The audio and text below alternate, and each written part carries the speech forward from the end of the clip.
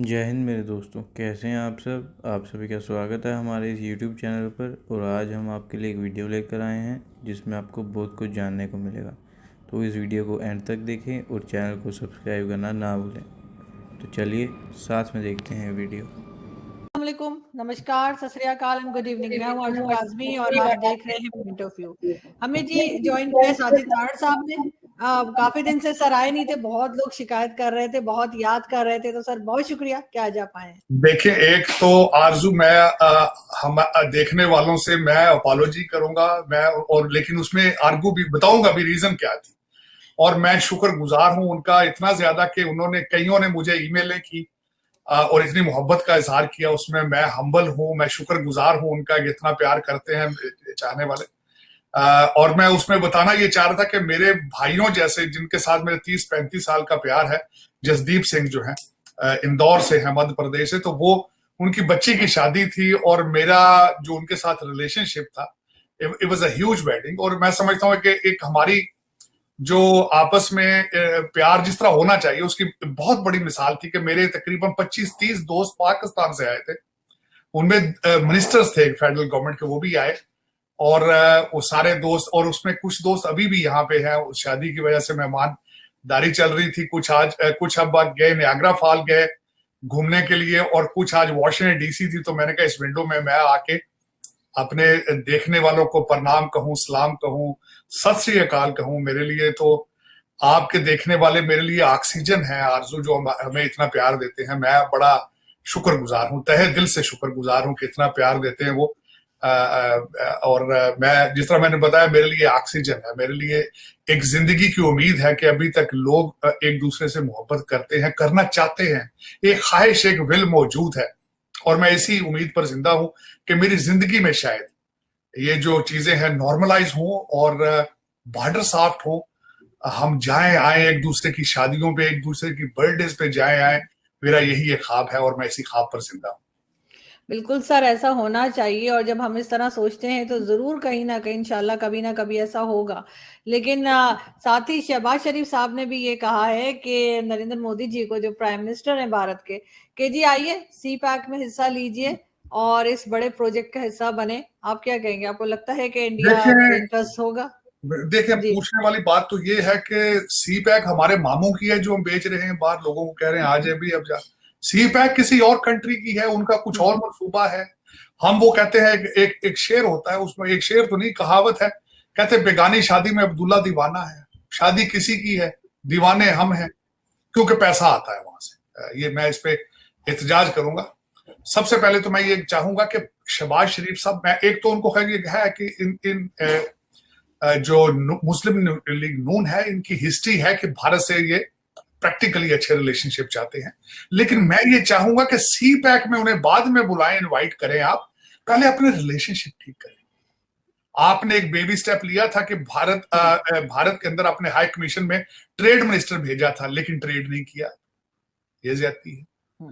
और जो जिस तरह के शवाहिद, जिस तरह की चीजें एक दूसरे के शक व शुबहात हैं एक दूसरे के खिलाफ, उनको दूर करने के लिए सॉलिड स्टेप लें। एतमाद का जो फुकदान है उसको ठीक करें।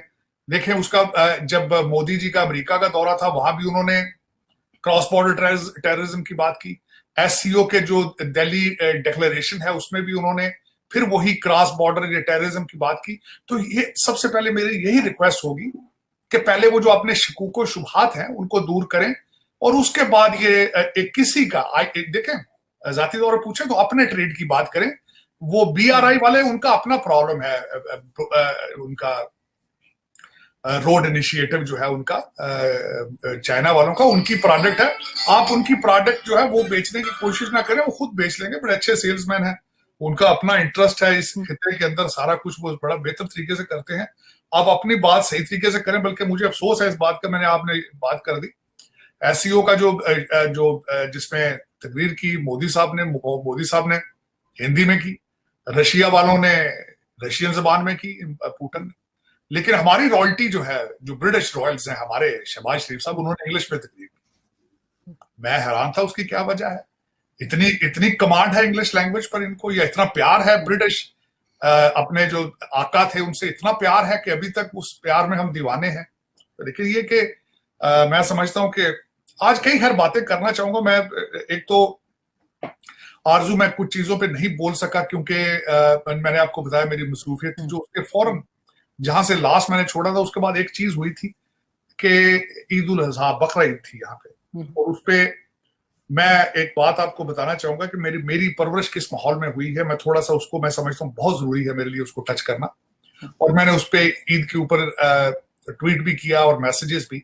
मेरा मैसेज ये है कि इस्लाम के अंदर कुर्बानी का कॉन्सेप्ट ये है कि अपनी सबसे प्यारी चीज को कुर्बान किया जाए। आज सबसे प्यारी चीज आपकी क्या है? पैसा है। अब उसको कुर्बान करना है तो कुर्बानी किताबों की कुर्बानी, बुक्स की कुर्बानी, जिनके पास कपड़े नहीं है कपड़ों की कुर्बानी दें, दवाइयों की कुर्बानी दें। एक हार्ट का पेशेंट है और आप उसको कहें बकरा खा लो यार। एक नंगा इंसान बैठा है, आप उसको बोटियां दे रहे हैं। फिर उसके बाद एक बंदा जाहिल है, अनपढ़ है, आप उसको कह रहे हैं बोटियां खा लो।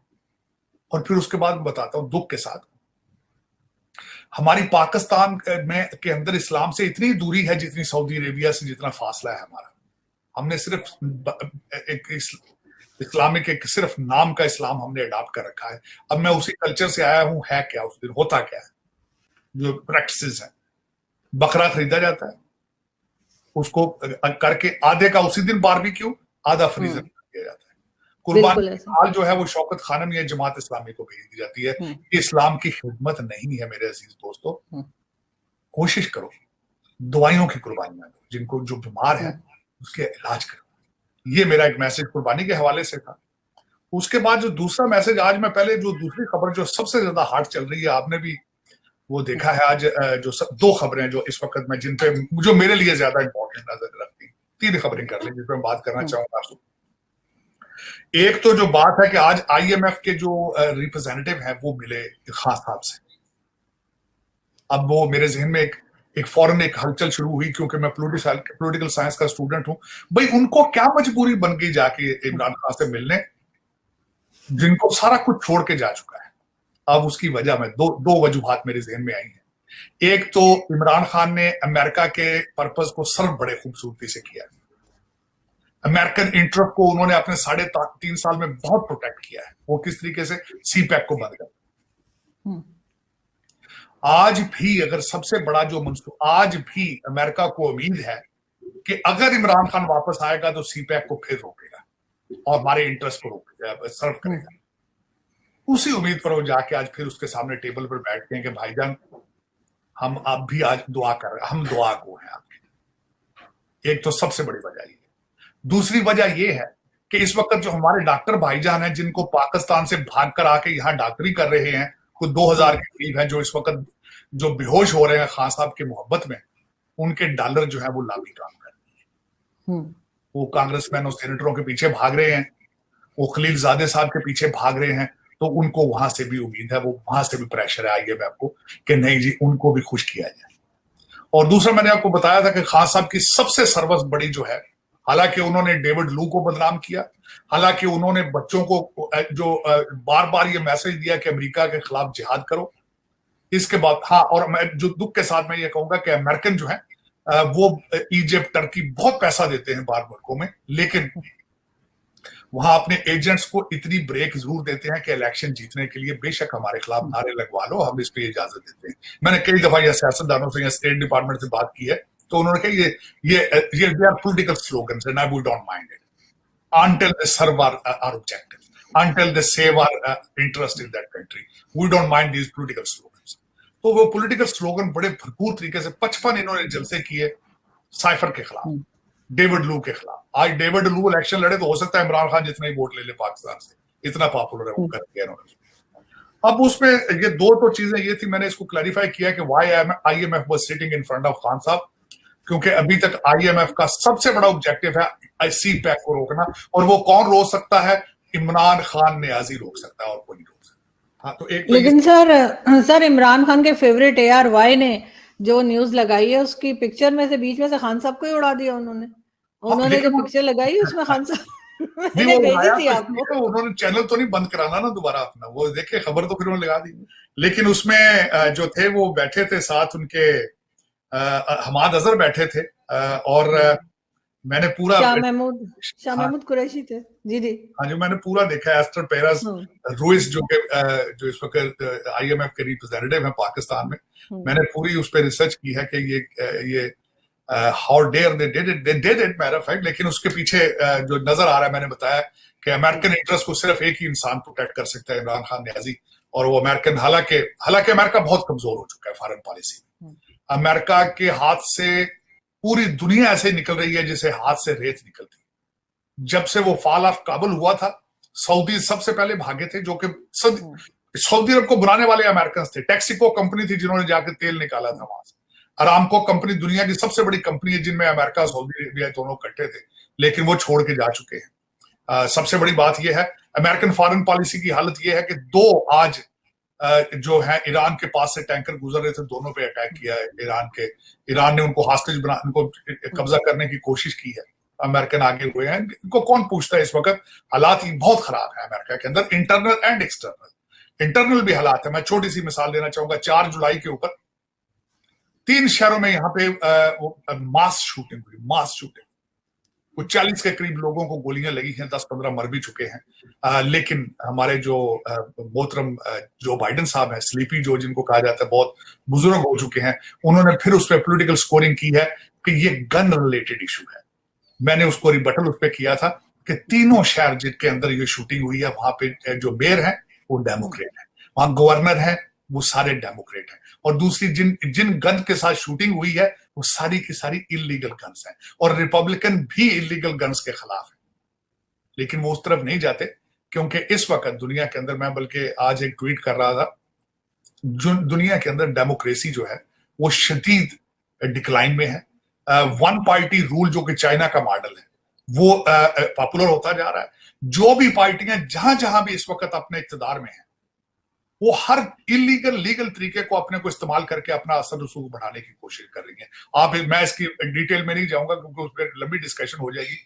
जिस तरीके से डिपार्टमेंट ऑफ जस्टिस को, FBI को अमेरिका में KGB स्टाइल से इस वक्त इस्तेमाल किया जा रहा है। रिपब्लिकन्स को कहा जाता है कि they are home grown terrorists. Joe Biden ने अगले दिन अपने सुप्रीम कोर्ट को कहा है कि this court is not a Nobel court. इशारा यह दिया है कौम को कि इनके खिलाफ एहतजाज के लिए निकल आओ।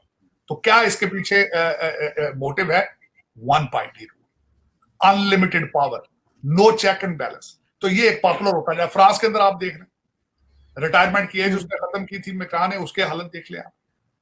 और दुनिया के और कई ममालिक हैं जिस तरीके से मीडिया को एक मीडिया एंटरप्राइज बन चुकी है कि मीडिया के ऊपर भी तनकीद बर्दाश्त नहीं की जाती, खरीद लिए जाते हैं चैनल, बंद कर जाती है, हर आवाज को बंद कर दिया जाता है, कैंसिल कल्चर है। इसके इशारे सारे अगर देखे जाएं तो कम्युनिज्म, सोशलिज्म की तरफ जाते हैं, वन पार्टी। अब दूसरी एक जो बात में दूसरी एक आज की आपकी खबर थी पाकिस्तान के अंदर कि वहां पे मीरपुर खास सिंध के अंदर 8 लोगों का कुंबा है जिनमें से 5 लोगों को अरेस्ट कर लिया गया सिर्फ इसलिए कि वो इजराइल ट्रैवल करके जाते रहे। बिल्कुल। ये बहुत बड़ी खबर है। अब मैं ये बताना ये चाहूंगा कि ज्यादती की है। अब ज्यादती किस तरीके से है आपको पता है शायद कि इजराइल के साथ इस वक्त इजिप्ट, टर्की, UAE, बहरीन, इन सब के सफारती रिलेशनशिप है उनके साथ, इन Jordan as well. Saudi Arabia ने अपने ऊपर से फ्लाइटें उनकी खोल दी। उसके बाद यह है कि इस वक्त ये, और यहाँ आपके कई जो पिछले रूलर्स थे वो इजराइल के साथ अपने रिलेशनशिप ठीक करने के लिए बैकडोर डिप्लोमेसी करते रहे हैं। वो मीरपुर खास के 5 लोगों को पकड़ लिया है। किस तरीके से पकड़ा गया है? स्टेट बैंक ने चेक किया है कि मीरपुर खास के अंदर एक वेस्टर्न यूनियन की एजेंसी है, उसके जरिए पैसे आ रहे थे। अब मैं पैसे बता देता हूँ कितने थे। 6 साल में 20 लाख रुपया वो जाके मजदूरी करके इजराइल के अंदर जाते किस तरह थे?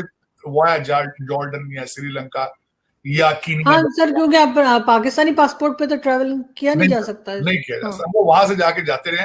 और मैं बताना चाहता हूं कि उनका पीछे बैकग्राउंड क्या था, और ये देखें ये ड्रामा क्या किया जा रहा है। गरीब लोग हैं बेचारे। वो जो उनका बुजुर्ग था उसने एक ईरानी औरत से शादी की थी जो कि यहूदी थी, बाद में वो मुसलमान हो गई, लेकिन उनकी एक बच्ची वो ज्यूइश रही, वो इजराइल के शिफ्ट हो गई। ये लोग वहां जाके मजदूरी करते थे, कार गाड़ियां धोते थे। जिन्होंने 6 साल के अंदर 6 साल में 20 लाख रुपया भेजा है, क्या कितना पैसा होगा। इन्होंने स्टेट बैंक ने फौरन फुर्ती दिखाई है, एफआईए ने फुर्ती भी दिखा ली। और कुछ शर्मो हया करो, सारे के सारे डॉलर अफगानी खरीद के यहां से ले गए, वो तो तुम्हें नजर नहीं आए। अपनी करप्शन तुम्हारी जो बिलियंस में है वो तो नजर नहीं आती। और तुम इजराइल के खिलाफ आप कह रहे हो कि वो मेरा मकसद, और जहां से सारी अपने इस्लामिक गाइडलाइन लेते हो सऊदी अरेबिया से, वो उनके साथ तो लबी डबी हो रहे हैं भाई। और खुद यहां गरीब लोगों को साथ नहीं लेने देते हो आप। 900 के करीब, आज मैं जो रिसर्च आपने देखने वालों से शेयर करना चाहता था, 900 के करीब हैं इस वक्त जो पाकिस्तान के अंदर जूइश रहते हैं। बाकी दूसरे ये तो सामने जो नादरा के दूसरे रैकेट में है, दूसरे तो बेचारे छुप के बेचारे बैठे होंगे अपने। जिस तरीके से वहां पे जो माइनॉरिटीज के हालात हैं, आप देखें शिया लोगों के साथ क्या होता है, हमारी सिंध के अंदर हिंदू बरादरी के साथ क्या होता है, सिखों के साथ क्या होता है।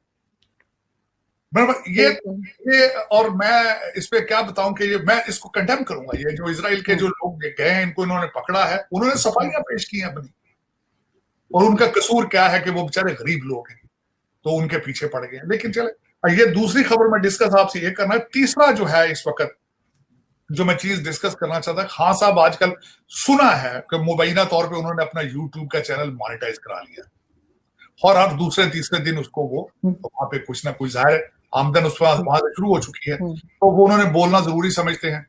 खान साहब की पता नहीं इस वक्त या तो मेरा एहतजाज है, बल्कि मेरे फीलिंग्स है इसके लिए कि हमारे पाकिस्तान में पाकिस्तान को बाईपास हार्ट सर्जरी की जरूरत है। इमरजेंसी में पड़ी है, बॉडी बड़ी मुश्किल से सांस ले रही है, लेकिन आपके डॉक्टर कहते हैं कि स्टंट डाल देते हैं, इसी से गुजारा करो। लेकिन इस तरह होगा नहीं, इस तरह चलेगा नहीं। पाकिस्तान इस तरह चलने का बिल्कुल ही नहीं चल सकता। तो मेरी रिक्वेस्ट है जो भी लोग डॉक्टर हजरात हैं कि खुदारा इसकी ओपन हार्ट सर्जरी करो, वरना नहीं बचेगा। मैं मिसाल देना चाहता हूँ, मिसाल ये दूंगा।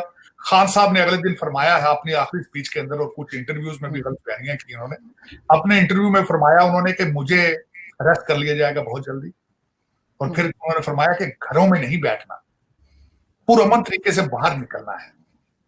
साथ ही उन्होंने दूसरा एक उसी के बाद उसी अपने खिताब में उन्होंने फरमा दिया है कि गुलामी से मौत अच्छी। हाँ बिल्कुल। एक दूसरा उन्होंने कह दिया कि फ्रांस के लोग देखो किस तरह घरों को जला रहे हैं, फैक्ट्रियों को जला रहे हैं, इशारा भी दिया।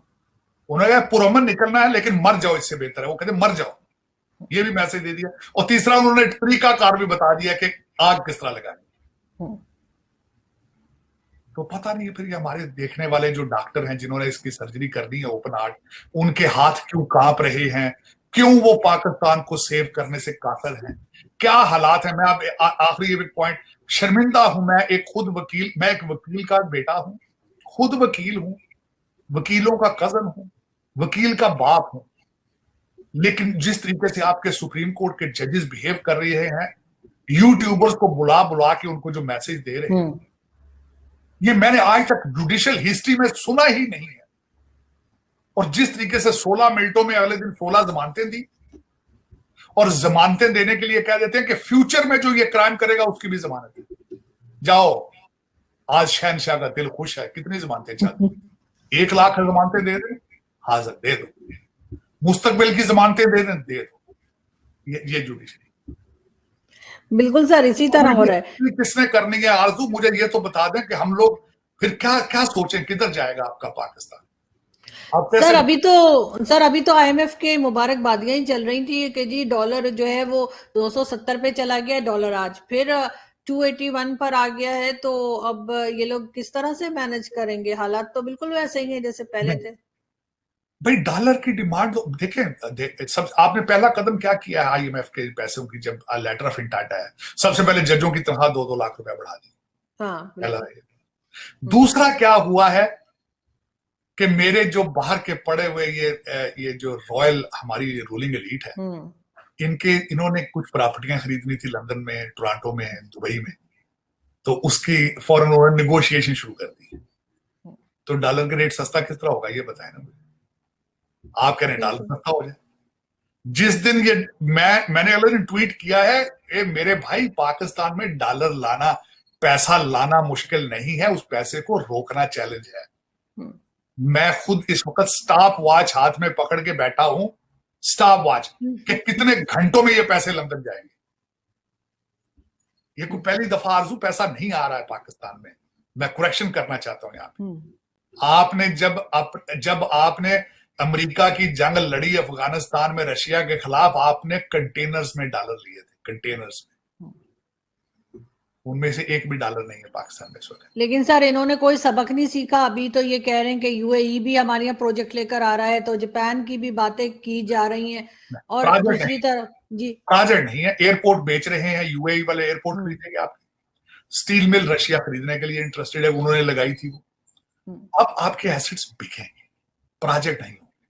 आपको किसने कहा प्रोजेक्ट होंगे? एसेट्स बिकेंगे और वो देखें किस तरह चलाते हैं। हाँ, मोटरवे का प्रोजेक्ट कोरिया को आपने बेचा था, उनका अच्छा रहा है प्रोजेक्ट, सुना है। तो मोटरवे पे रेट ही इतना ज्यादा है गाड़ियों का, उस पर आम कोई गरीब आदमी तो चढ़ ही नहीं सकता उस पर।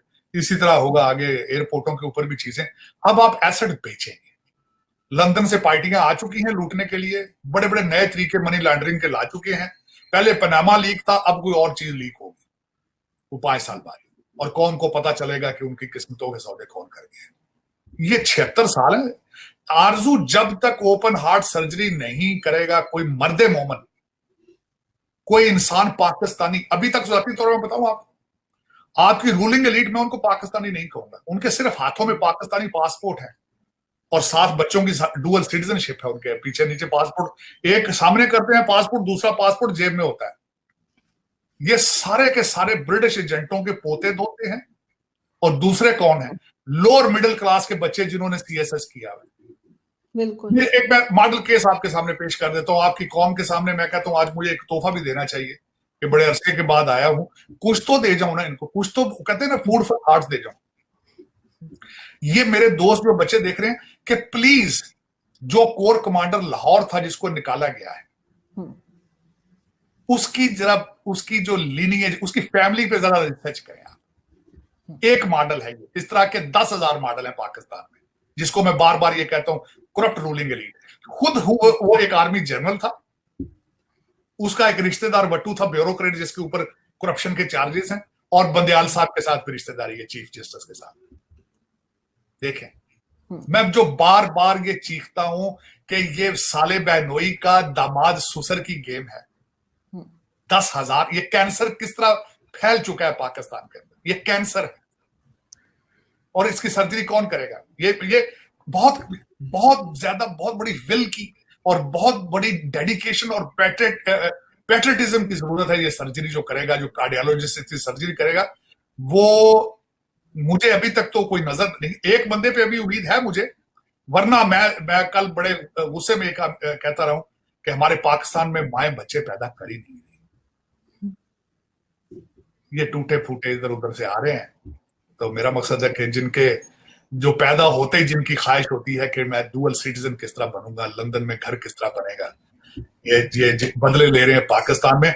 सीएसएस करते हैं, बदला लेते हैं, फिर उसके बाद तौबा इस्तगफार। एक तो मुझे गिला है इस बात का कि आधे आपके इस वक्त सीएसएस अफसर डॉक्टर हैं, एमबीबीएस, वो सारी जिंदगी पहले मैकेनिक बनते हैं। मैं डॉक्टरों को मैकेनिक समझता हूँ, क्योंकि बॉडी ठीक करने की वो लेते हैं ट्रेनिंग सारी। फिर जब वो कर लेते हैं, फिर रट्टा लगाते हैं, रट्टा करके सीएसएस करके आके फिर तबाही फेरते हैं पाकिस्तान में। पाकिस्तान की तबाही की एक सबसे बड़ी वजह ये है कि इंजीनियरिंग करके और एमबीबीएस करके, फिर उसके बाद सीएसएस करके अवाम के खून चूसते हैं। बिल्कुल ऐसा ही सर, अगर यहाँ पे कोई बीमार हो जाए जी, तो सर घर बिक जाते हैं लोगों के। लेकिन सर वो जो है डीजी ISPR जो है, उन्होंने भी तो एक प्रेस कॉन्फ्रेंस की थी जिन दिनों आप नहीं आ रहे थे, तो उन्होंने भी बहुत बड़ा लंबा चौड़ा बताया था कि जी इमरान खान के बारे में। मैं उसको भी बात करना चाहूंगा। आरज़ू ज्यादती की उन्होंने, ज्यादती ये की है। ISPR उन्होंने बड़ी स्टेटमेंट दी, और फिर मेरे जैसे लोग उस स्टेटमेंट के एक लफ्ज को जो है अपने डिक्शनरी और अपने दिमागों में से गुजारते हैं। बड़ी अच्छी प्रेस कॉन्फ्रेंस की, लेकिन कल क्या किया गया है? कल सुना है, मेरी नजर में कुछ दोस्तों से बात हो रही थी कि आपकी एस्टेब्लिशमेंट 1 फुट पीछे चली गई, एक स्टेप। वो कहते हैं मिलिट्री कोर्ट में नहीं है, दहशतगर्दी की कोर्ट में केस लगाया जाएगा। ISPR में उन्होंने कहा था, बड़ा स्ट्रॉन्ग वर्ड्स इस्तेमाल किए गए थे। हम जैसे लोगों ने कहा था शायद पाकिस्तान बच जाएगा, लेकिन कल उन्होंने कहा नहीं। कल वो पीछे 1 फुट पीछे हट गए। अब मेरे जैसे लोग फिर मायूसी में गिर रहे हैं। उसकी वजह यह है कि उन्होंने कह दिया है कि दहशतगर्दी, उनके नाम डाले जा रहे हैं। और आगे जज कौन बैठे हैं आपको पता ही है, वो कहते हैं अम्मी जान आपको सलाम कह रही थी, आप मर्सिडीज में आना पसंद करेंगे कि रेंज रोवर में आएंगे? रेस्ट हाउस में भेजें या सरीना में भेजें आपको? मगर सर वो 102 लोगों का क्या, जिनके ऊपर आर्मी एक्ट के तहत केसेस चल रहे हैं, 17 अदालतें तो बन चुकी हैं, 17 इन्होंने कोर्ट्स बना दी हैं। वो आम सिविलियंस है जो नारे वारे लगा रहे थे, उनके ऊपर तो केस बन गया, इमरान खान निकल गए सिर्फ बीच में से। बस वो भी इस तरह ही है, मुल्क के सौदे फिर हो जाएंगे इस तरह। लेकिन देखिए अब क्या किया जाता है। लेकिन मैंने बताया, जो मैंने आपको सिंपल वर्ड्स में बताया, आपको जरूरी है, बहुत जरूरी है कि अगले महीने डेढ़ के अंदर अंदर आपकी ओपन हार्ट सर्जरी हो, वरना ये स्टंट डाल के बाहर निकालना मरीज को मारने के मुतरादिफ है। इसमें ये आपको इस पे सारा स्टेप लेना पड़ेगा। बिल्कुल। लेकिन सर लास्ट में बस मैं आपसे 1 मिनट और लूंगी। मोदी जी जा रहे हैं फ्रांस, उससे पहले अमेरिका का भी विजिट बड़ा सक्सेसफुल रहा, तो इस विजिट को आप कैसे देखते हैं? जुलाई में उनका ये विजिट भी है फ्रांस का। देखें सब, मैं बल्कि उसके सामने चीजें आ रही हैं। मोदी जी का जो था विजिट, वो तो एक लैंडमार्क विजिट था अमेरिका का। किसी भी फॉरेन डिग्नेटरी का मैं समझता हूँ इससे बड़ा प्रोटोकॉल, मैंने पहले भी आपको अर्ज किया था कि सिर्फ चंद लोगों ने, विंस्टन चर्चिल ने और नेल्सन मंडेला ने और इजराइल के प्राइम मिनिस्टर ने 2 दफा स्पीच दी कांग्रेस में, और यही टाइटल अब मोदी जी के पास है। मैं समझता हूँ कि हाईएस्ट चीजों पे जा चुका है। तो उसके इम्पैक्ट भी देखने आ रहे हैं। एससीओ में कंडेम उन्होंने बेआर बेल्ट एंड रोड, उसको भी कंडेम उन्होंने किया है। चाइना को सामने आ रहे, ताइवान की दूसरा कल्चरल सेंटर खुल रहा है मुंबई के अंदर, तो उसके असरात तो सामने आ रहे हैं। They are getting serious to confront China, matter of fact. उसके साथ भी सामने आ रहे हैं। और दूसरा मैं समझता हूँ कि फ्रांस भी आएंगे। France is ultimately, France is a power. अब देखें जो सर्कमस्टांसेस वहां पे, जो एक लूट मार का बाजार गर्म है, हो सकता है मोदी जी के जाने से पहले को ठंडा हो जाए। लेकिन इस वक्त जब मेरे ख्याल में India has achieve their targets as a regional power of the region, global south की लीडरशिप और जो उस रीजन एशिया की लीडरशिप है, वो they are in the hands of India मेरे ख्याल में।